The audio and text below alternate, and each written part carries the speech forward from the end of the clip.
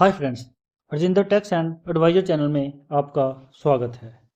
ये वीडियो आपके लिए बहुत ही ज़रूरी है। इस वीडियो में आपको पता चलेगा कि आपकी कौन कौन सी इनकम आती है और किस इनकम को आप कम कर सकते हो, ताकि आपको इनकम टैक्स में कम से कम पैसा कटे और अगर जो पैसा कटता है तो उसका रिफ़ंड जल्दी आए। जी हाँ, प्लीज़ वीडियो को लाइक करें और चैनल को सब्सक्राइब करें ताकि जो आपको और भी वीडियो आप तक जल्दी पहुंच सके। सबसे पहले जो इनकम आती है वो होती है सैलरी की इनकम। जी हाँ, कोई भी पर्सन जॉब में होता है तो उसको सैलरी आती है। हर साल ये सैलरी इंक्रीमेंट के साथ में बढ़ती जाती है और जिस वजह से उसकी सैलरी धीरे धीरे बढ़ जाती है। यही वो सबसे बड़ा अमाउंट होता है जिसके ऊपर टैक्स एप्लीकेबल होता है।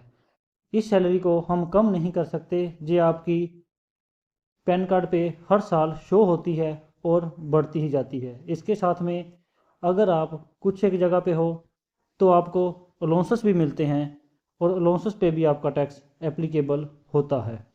नेक्स्ट बात करते हैं, सेविंग बैंक इंटरेस्ट को हर कोई पर्सन लाइक करता है।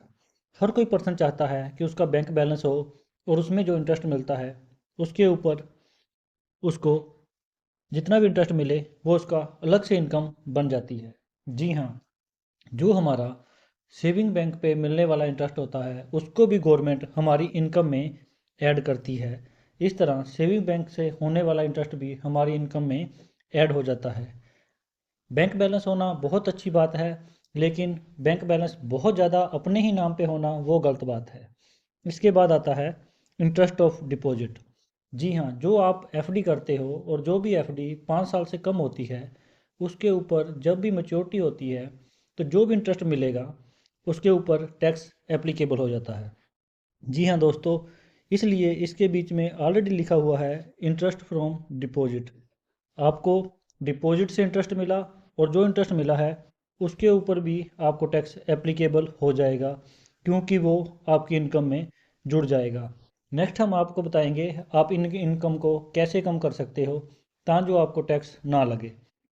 इसके बाद एक और इनकम आती है डिविडेंड इनकम, वो हम इसमें लिखना भूल गए हैं। जी हाँ दोस्तों, सेकंड नंबर पे डिविडेंड इनकम आती है, जो कि शेयर मार्केट में जो आपके स्टॉक्स होते हैं उसके बीच की इनकम को, जो उनका 0.50%, 0.3%, 0.30% या हर साल वो 1 या 2% कुछ अमाउंट आपको देते हैं, उसको डिविडेंड की इनकम बोला जाता है। Purchase of time deposit. जी हाँ दोस्तों, परचेस ऑफ टाइम डिपॉजिट एक ऐसी चीज़ है जो कि 5 साल से ज़्यादा की ऊपर की एफडी को बोला जाता है परचेस ऑफ टाइम डिपॉजिट। अगर आप इसको सामने भी देखोगे तो इसके बीच में उसकी इनकम, इसने 20,41,000 का टाइम डिपॉजिट कर रखा है। ये टाइम डिपॉजिट ऐसी चीज़ है कि जो कि आपकी ये बताता है कि आपकी इनकम कितनी थी, कहाँ कहाँ सोर्सेस से आपकी इनकम आई, और आपने उस साल जो एफडी की है 5 साल के लिए तो वो आपको शो कर देती है। इसलिए इनकम हर किसी के ऊपर शो करती है। नेक्स्ट आती है लॉटरी प्राइज। जी हाँ दोस्तों, जो आप ऑनलाइन कुछ एक गेमें खेलते हो या फिर ड्रीम इलेवन वगैरह आप पैसे लगाते हो तो उसके बीच में विनिंग ऑफ लॉटरी प्राइज और क्रॉसवर्ड पल्स कुछ एक गेम ऐसी है जो कि इस सेक्शन में आती है, और साथ में विनिंग फ्रॉम ऑनलाइन गेम। ये जो विनिंग फ्रॉम ऑनलाइन गेम है ये ड्रीम इलेवन वगैरह है। जब भी आप ड्रीम इलेवन या कुछ ऑनलाइन गेम में पैसा लगा के उसमें से कुछ पैसा अर्न करते हो तो वो भी जहाँ पर शो होता है और वो भी आपकी इनकम में जुड़ जाता है। गवर्नमेंट ने इस साल लगभग इसके ऊपर 30% का टैक्स एप्लीकेबल किया हुआ है। हम इसको भी बताएंगे कि आप इसको भी कम कैसे कर सकते हो। इसके बाद है purchase of security of unit of mutual fund. इसका मतलब ये होता है कि आपने जो शेयर मार्केट में कुछ स्टॉक खरीदे हैं, म्यूचुअल फंड परचेस। जी हाँ, जो भी आपने म्यूचुअल फंड खरीदे होते हैं उन सभी का डाटा आजकल गवर्नमेंट को मिल जाता है और आपके पैन कार्ड के ऊपर शो हो जाता है। जहाँ पे आपने उस साल में जितना भी म्यूचुअल फंड खरीदे होंगे वो सारे उसमें परचेस में आएंगे, और जो आपने सेल किए होंगे वो सेल में आएंगे। जैसे sale of mutual fund, purchase का डाटा अलग होगा और सेल का डाटा अलग होगा, क्योंकि हो सकता है उस साल आपने परचेस ज़्यादा की हो और सेल कम की हो, या फिर आपके पिछले सालों की परचेस हो और अगले साल आप सेल ज़्यादा कर दो। इस तरह purchase of security of mutual fund का डाटा जो होता है वो आपकी परचेस को दिखाता है, और सेल वाला आपने जितने म्यूचुअल फंड बेचे हैं वो दिखाता है। सेल ऑफ म्यूचुअल फंड में भी दो टाइप होते हैं, एक होता है लॉन्ग टर्म और एक होता है शॉर्ट टर्म। इन सभी के साथ में ही आपका जो डाटा है मिक्सअप करता है। इसके बाद आ जाता है विनिंग फ्रॉम ऑनलाइन गेम।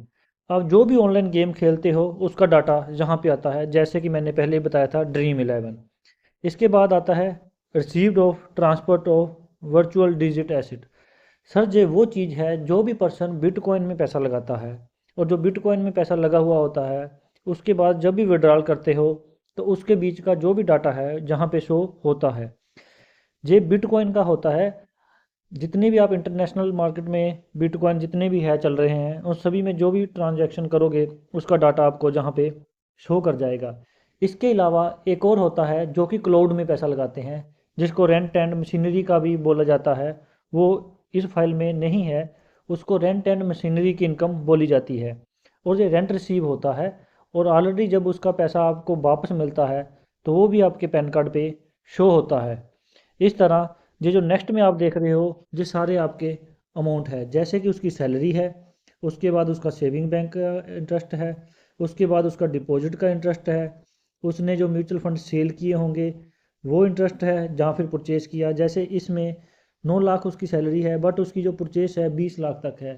तो गवर्नमेंट बहुत मिसअंडरस्टैंडिंग हो जाती है कि 9 लाख कमाने वाला बंदा 20 लाख के म्यूचुअल फंड कैसे खरीद सकता है।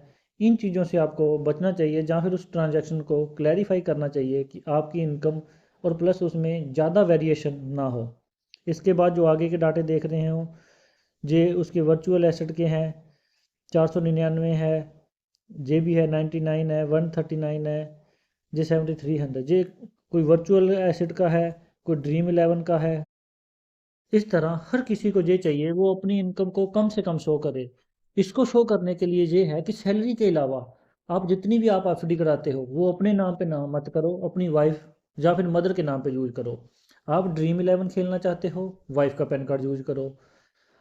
आप अगर क्रिप्टो करेंसी में पैसा लगाना चाहते हो, शेयर मार्केट में पैसा लगाना चाहते हो, आपकी वाइफ की इनकम नहीं है तो उसको ऐड करो, उसके नाम से ये जब काम करोगे तो आपका पैसा आपके ही घर में रहेगा। आप अपने अमाउंट को डिवाइडेशन करो।